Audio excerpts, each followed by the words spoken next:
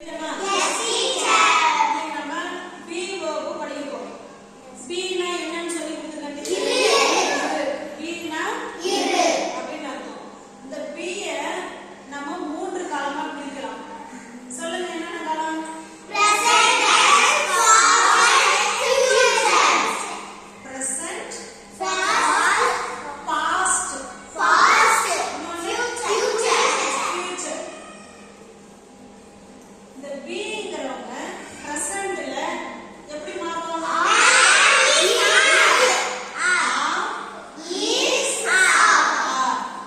இந்த be தான் presentல இந்த மாதிரி மாறுறாங்க. pastல எப்படி மாறுறாங்க? was,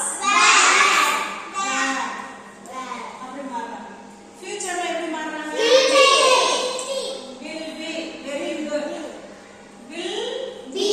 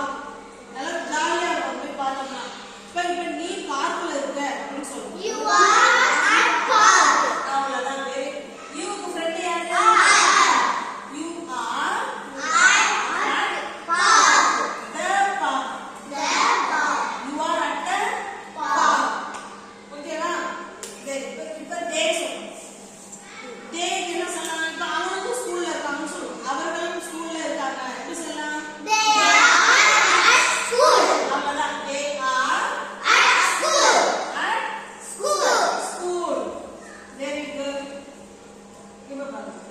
He. இப்ப he என்ன சொல்லணும்னா அவன் ஒரு மாணவன் சொல்லணும். எப்படி சொல்லலாம்?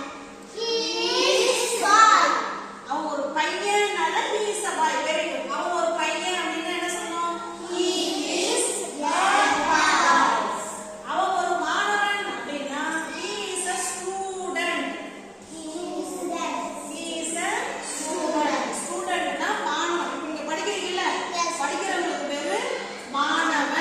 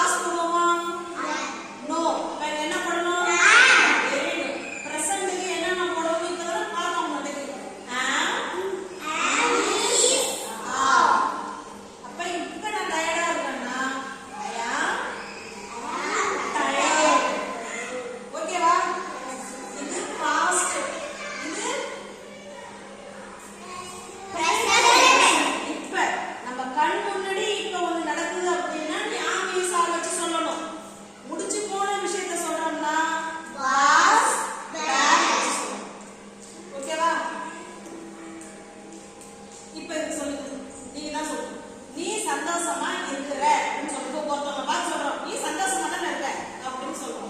You are happy. அவ்வளவுதான். You are happy. You are Happy. happy. இருக்கிற அப்படின்னு இப்ப வந்து சொல்றோம். இப்ப இன்னொன்னு சொல்றேன். நீ சந்தோஷமா இருந்த அப்படின்னு சொல்றோம். You are. You were. You were. You were happy. You were Happy. இப்ப இது ரெண்டுக்கும் உங்களுக்கு வித்தியாசம் தெரியுதா? Yes, teacher. You are-னா நீ இப்ப சந்தோஷமா இருக்க. இப்ப சந்தோஷமா இருக்க. were-னா நீ சந்தோஷமா இருந்த.